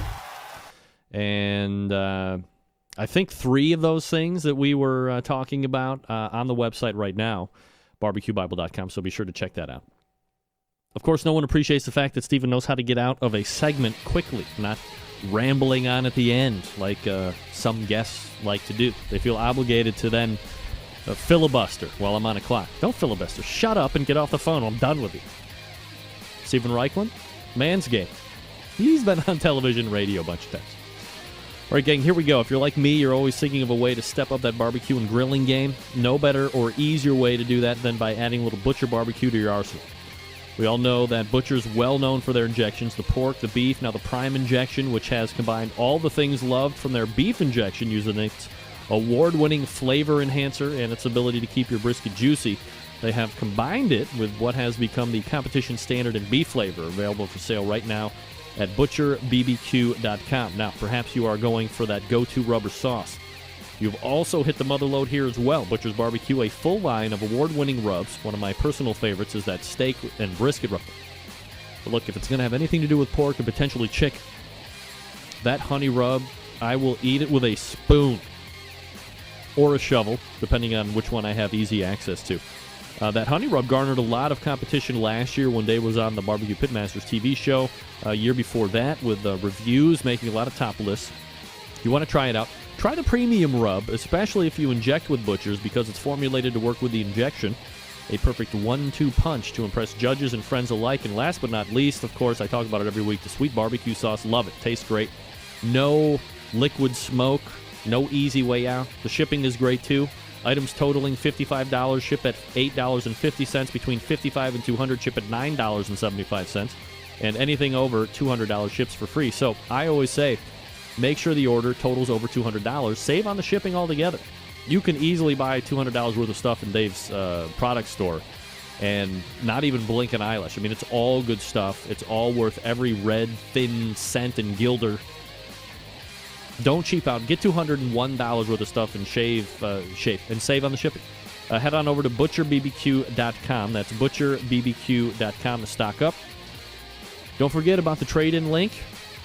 If you've tried another commercial injection that has let you down, whatever is left, print off that piece of paper that you print off on the trade-in link deal. Fill that out, send back the commercially made injection. Dave will weigh it and send you back at your request the pork, the premium, or the beef injection, or the bird booster. Of course, we didn't talk about that today, but bird booster as well. Different flavors coming out to help flavor profile that bird. It's all happening over there. The injection shaker, come on. You kidding me? Get on over to Butcher Barbecue right now and stock up. ButcherBBQ.com. That's Butcher's Barbecue. Always trust your butcher. We are back with the official sauce and rub reviewer of the show, Scott Roberts, right after this. Stick around. Be right back.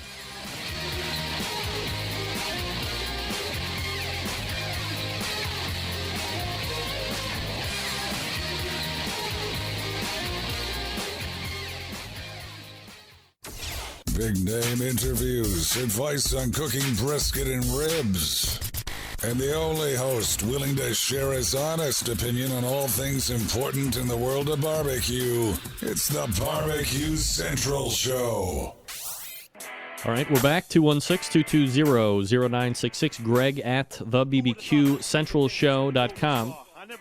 A small hiatus has turned into a victory of return as we welcome back the official sauce and rub reviewer of the Barbecue Central Show, Scott Roberts, joining me here. Scott, how are you, bud? Oh, fantastic. It's great to be back. Where have you been? Are you on movie sets, traveling the world? I mean, what is going on with Scott Roberts? Oh, I could tell you, but I'd have to kill you. Well, let's not do that. In those cases. No, seriously, I was actually on a grilling and smoking hiatus. I'm sure you were up there in Cleveland are familiar with that great whiteout and the horrible winter we had. I literally didn't go out for like a month. Really? I mean, I still, gutted it out and went outside to cook, but I mean, geez, there were definitely the frequency was down compared to previous winters. This was easily one of the worst on record, and shit, I mean, it was 70 degrees yesterday. It's right back to 30, and I got the heater and sweatshirt on today. Very frustrating. Yeah, but it's great weather out there. Of course, I'm not a fair weather griller.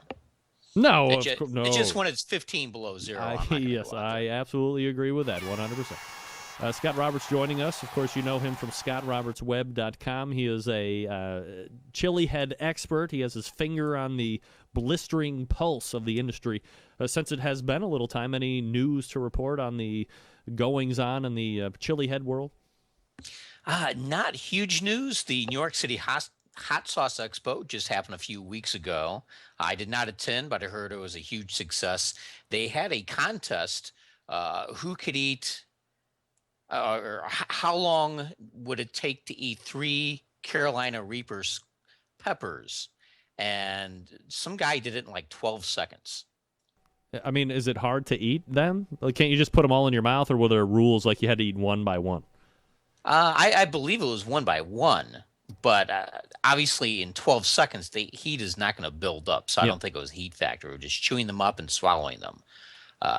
Obviously, 10, 15 minutes afterwards, that's when it's really going to start with the stomach cramping and everything. What's like the what do they call it? The Scoville meter on those? The Scoville scale, yeah. The really hottest ones got up to about 2 million Scoville units. And now, just for the people that maybe they're not familiar with the hot scale, when you hear 2 million, like what does that mean? Like 2 million glasses of water would quench the heat or something like that? It was actually 2 million, or you'd have to put a drop of this and 2 million ounces of water for it to be detectable. Oof. But obviously, it's far more scientific nowadays. I mean, that the way they used to rate it, 80 years ago was way too subjective. But just for comparison's sake, an average jalapeno pepper is about 5,000. Yeah. The serrano pepper maybe 40,000, a habanero anywhere from like 100 to 300,000. But the very hottest peppers, tip the scale at about 1 million. But this hottest one, the Carolina Reaper, anywhere from like 1.4 million to 2 million. Wow. I mean, that's huge numbers. We're not interested in that here, by the way. But we just love hearing about people eating that and then, seeing visually their pain as the pressure starts to set in. All right, so we bring Scott on here to redo sauce and rub reviews. First thing we have tonight, Heartbreaking Dawn's Pit Seasoning Dry Rub. So obviously we're starting off with the dry. What did you think of this one? Very, very good rub. Heartbreaking Dawn's is a company based out of New Jersey nowadays. And, yeah, they have dabbled. I shouldn't say dabbled. They went full force into the spicy foods game. But the owner, Johnny McLaughlin, is an absolute flavor genius. He gets combinations of different ingredients. He knows it very well. And, of course, you don't need extreme heat to make it taste good. And he has really nailed probably one of the best beef additives that I've had in quite a long time. Really the best, the foremost attribute that came forward after eating some of this with me was umami. Oh. And that's not something I immediately, I usually think, oh, this is a little spicy, a little savory, a little this, a little that. But umami, and of course it uses no MSG, it's just an absolute outstanding flavor. And this is going to be great on beef. Beef, it's good on a lot of different things, Yeah. but it really brings out the beef flavor, and of course the natural beef juices intermingle with all the spices in this. It's just a really great combination. All right, price, size, and where can you get it? Okay, you can buy a 5-ounce shaker bottle for $5.99 plus shipping, and you can get it at heartbreakingdawns.com. On the quality price ratio, where does this come in as a buy? Pretty decent price? Oh, a very good buy. Yeah. Highly recommended. And of course, the question is, Scott, what do you rate it? Well, I would give this a top 10 call. All right, so definitely one you want to check out. Again, heartbreakingdawns.com. It's the Heartbreaking Dawn's Pit Seasoning Dry Rub for just under $6 for 5 ounces. Pappy's Smokehouse Original Barbecue Sauce is up next. 19 now. When I hear Pappy's Smokehouse, I got to admit, I don't feel like we're going to go down a great road here, but it just could be one of those stereotypical names. It's not a stereotypical thing. No? Out of all the legendary barbecue places in the St. Louis, Missouri area, Pappy's is probably the name you hear most, and they've earned that honor. I mean, just an absolutely terrific place to go to for some barbecue if you don't feel like making it yourself. The barbecue sauce they use is pretty good, and this is they're pretty much your base regular product. Now, as far as a flavor profile, and of course, I don't buy, to the whole strict regionality thing, like, Kansas City is this, Memphis is that. Yeah. St. Louis is an amalgamation of different styles. I mean, it does borrow heavily from the Kansas City style. I mean, this is kind of really bold, rich, sweet, but there is quite a bit of the tanginess, a tomato quality that runs through it too. So as far as a good general all-purpose sauce, this is what this sauce is made for. Is it like thick? Probably medium consistency. Yeah. Not really thick, but not drippy and runny either. All right. And a good overall sauce can be good on a number of different things. Yeah. Just about everything. I mean, immediately I think of pork when I think of this sauce. Is this a sauce where you could also look at it as a good base, where you could pour it in and then just really start jacking it up with a whole bunch of other stuff? You know, it probably is. I never used it as a base. When I do different combinations, I usually start off with a good seasoning, a good rub, and try and think of it that way. You know, if I'm going to use a sauce like this, I'll probably experiment more with the rub. You know, if I'm in a spicy mood, I'll add, you know, some more cayenne pepper to it. Something with a stronger, bolder flavor, you know, a little bit more garlic, maybe a little bit of ginger. But this is probably a good base sauce, and you could experiment, you know, to your heart's content. All right. Price, size, and where can you get it? Okay. You can buy a 19-ounce bottle for $6, plus shipping and handling, of course, at their website, which is pappysmokehouse.com. QPR on this one, for the price, for the shipping, all that stuff, decent enough? I would say decent. It's not like the ultimate steal in the world. And the rating on this, I would give a little bit above a backyard griller. So not great. Not great, but good. Now at Pappy's Smokehouse, their actual restaurant, they make some fantastic smoked barbecue. And when the sauce is applied to that, it's very, very good.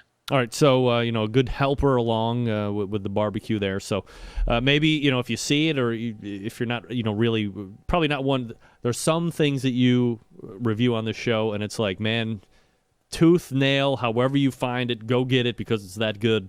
Some of the other ones are like, you know, if you see it or whatever, this could be one of those type of a thing. Exactly. Yeah. All right. Again, that's Pappy's Smokehouse, original barbecue sauce, $6, 19 ounces, pappysmokehouse.com.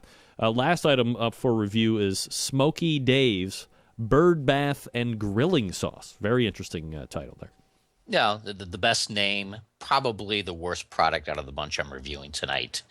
There are a lot of sauces out there that are just bland, run-of-the-mill. I kind of call it non-offensive. Yeah. Something made for the masses, something that would appease quite a number of different preferences out there. I think this tries to aim and hit the bullseye with all of those different preferences, but I think it misses most of them. So I think if you're going to go for a particular flavor profile, just go for that and just do the best you can at that particular type of taste. But aren't there so many? Aren't there so many of the bland, run-of-the-mill, hit the majority of flavor profile people sauces out there that?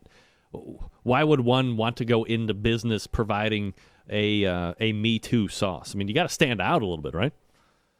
I think you do, but I think that they go for sales, what appeals to people. I mean, if they're going to buy something, they're going to want to buy a lot of it. It's not just, oh, you know what, I'm in a really, really type of spicy, smoky mood and just kind of get one bottle of sauce out of the fridge once a year. Now, they want to go for something people will go for every weekend. And I think Smoky Dave's Bird Bath and Grilling Sauce is that type of thing. But it's just bland. It's not terrible, but it's just one of those things. I think the main ingredient was ketchup. So you're going to start off with kind of a sweet, just that ketchup feel in your mouth. A little bit of spices added, a little garlic, a little onion, but not enough to really wow my mouth. And I want something that will wow my mouth. Consistency-wise, on the thicker side, on the thinner side, and the medium? I found this to be a little bit on a thinner side.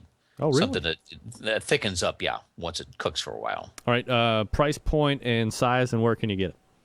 Okay, you can buy a 16-ounce bottle for $5 at mysmokydavesbbq.com. All right, mysmokydaysbbq.com. Let me pull up that website so everybody can take a look at it, too, while you're talking. Yeah. For the value, it's probably not worth it for $5 plus shipping. And overall rating, I would have to give this an oven baker. Wow, oven baker. Get the crock pot ready, everybody.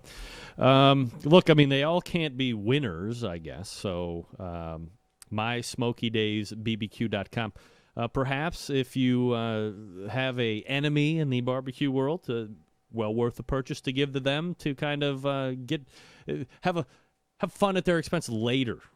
Leave it at their house. Exactly. They make Say, something. Hey, here's my secret. Here you go. You're right. That's right. Enjoy it when I'm not around. Again, that's Smoky Days Bird Bath and Grilling Sauce, $5 for 16 ounces. MySmokyDaysBBQ.com is the website. And just to recap, Heartbreaking Dawn's Pit Season Dry Rub, Pappy's Smokehouse Original Barbecue Sauce, and then the Smoky Days Bird Bath and Grilling Sauce, the items that we were into. Scott, before I let you go, anything that you have coming up that you would like to promote or make people aware of?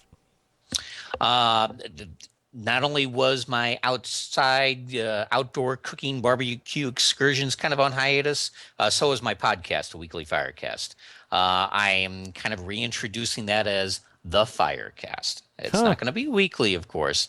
A couple times a month, I'm going to put out an episode, and the next installment's going to be coming out very, very soon. And if people want to listen to that, they can just simply go to thefirecast.com.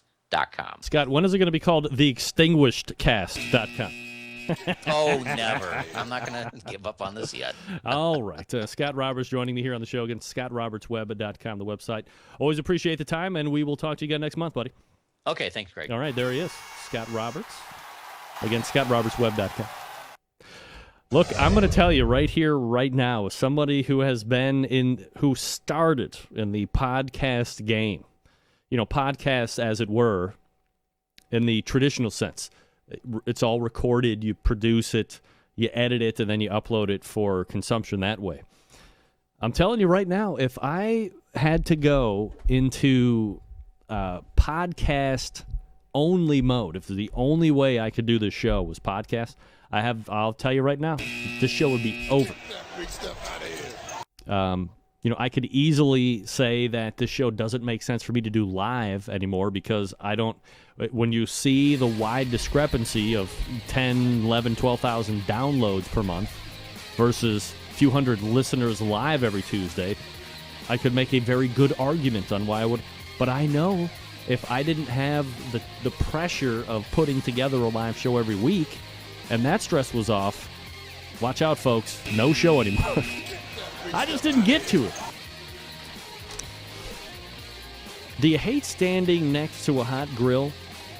Not when it's 10 degrees outside, but when it starts to warm up, if it ever does. I'll understand your pain there. Let iGrill take care of it. The iGrill 2, the iGrill Mini Bluetooth grilling thermometers work with your iOS device to let you know when your food is perfectly cooked from up to 150 feet away. They magnetically mount to your grill or smoker and come packed with pretty awesome features like graphic, min and max temperature settings, and custom alarms. The powerful yet compact single-probe iGrill Mini comes complete with proximity wake-up and LED temperature indicator that goes through a range of colors based on doneness. Red lets you know everything's done, while green, yellow, and orange shows its progress. Get your own for $39.99 at this website, iDevicesInc.com. That's the letter I, the word devices, and then Inc., I-N-C. iDevicesInc.com or at select Lowe's stores. If you have a Lowe's by you and you're interested in the iGrill Mini, check it out. It might be there.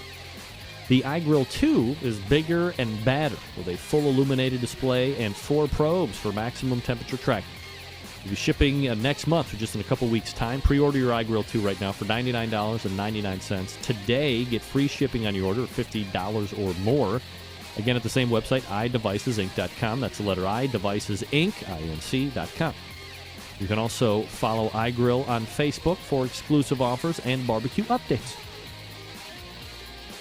Also, they still have the regular iGrill for $79.99.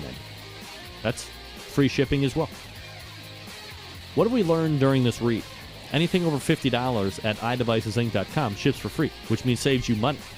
So if you're somebody that likes to track a number of different temperatures, all that stuff. iGrill 2 for you.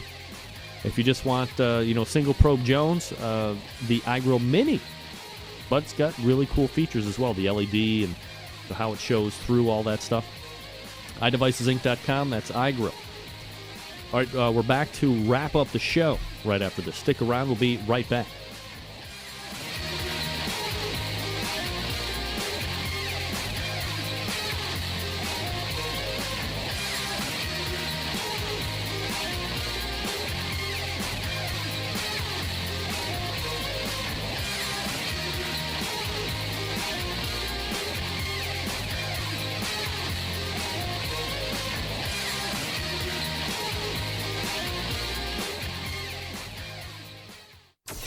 Get in the smoke. Call 877-448-0433 to get on the air. Now, here's your host, Greg Rempe. Big B, Moonshine Band, Suburban Noise Records. Let's go! I'm an outlaw. Give me 2 shots. We don't need a radio. Bring a jukebox for my outlaws. 216-220-0966. Greg at thebbqcentralshow.com. That's the 2 ways to get in touch with me. Get something to say about the show tonight? Drop in. Happy to take your call. Jeff Starks weighing in. Apparently, I don't know my cheeses and fonts as well as I thought I did. Thanks to Greg Rempe for allowing me to test my wit on the Barbecue Central Show. Jeff, you're welcome. Thanks for calling in. In related news, audio stream still gone. Maybe this isn't as big of a coinky-dink. Don't you hate it when people say coinky-dink? It's like, anywho. Maybe you won't find this as much of a coinky-dink as I did. But I got an email from Kevin at the Outdoor Cooking Channel. Because I said, hey, what's this guy's name? Really? Pigman, potentially? So A, not confirmed. Pigman not confirmed yet. Pigman's real name is Brian... I can't believe this. I'm really hoping this is the way you say it. Brian Quacka. Really? A guy running around in the South with weapons, shooting pigs, selling them to barbecue joints. Last name is Quacka. Thank you. That's awesome. I love that. There's nothing not great about that. The only thing that would not be great about that if it's actually not Quacka. It's got to be that. It just has to be that. Adam Pace won the Jim Elser's Sweet Smoke Q gift pack. Sweet Smoke and then the letter Q.com. That was very fun that we did at the top of the second hour. Maybe Jeff will be up for donating another prize pack to do it all again next week. And maybe we'll revert back to everybody's favorite game, Winery or Rehab. That was fun. All right, let's wrap it up. Let's just get out of here and be done with it, for crying out. All right, all the way back in the first hour. Remember, we had 11-time Jeopardy champion Arthur Chu on. Talked about his time on the show. We talked about his lead up to the show. We talked about in-game strategy, which pissed a lot of people off, which I still don't understand. Get over it, traditionalists. Same people that hate the barbecue guru and cooking pits because we're not cooking in holes anymore. I mean, come on. Give it a break, Jack. He made $300,000. Good for him. And cashing in on his now 17 minutes of fame, as he said. Funny guy. He's working to be a stand-up, in case you didn't realize. Then we had Eric Thomas from The Rolling Grill. We talked about his appearance on Pitmasters. We also talked about his new book, How to Start a Home-Based Food Truck Business. He gave away a copy of that in the top of the second hour contest. Thanks to Eric for joining me. And then the second hour, grilling and barbecue icon Steven Reichlin talked about the new book, Man-Made Meals, the book tour, why he's not stopping in Cleveland. We talked about Easter hams. We talked about grilling matzah for Passover. A number of other items as well. And then we closed out with the official sauce and rub reviewer, Scott Roberts from scottrobertsweb.com. 3 products, one really good one, one and one If you missed it, go back and get the podcast through iTunes, through the barbecuecentralshow.com. However you're going to do it, do it. We'll see you back here next Tuesday at 9 p.m. Eastern Standard Time, September 11th, 2001. I will never forget. And I am your program host, Greg Rempe. Good night now.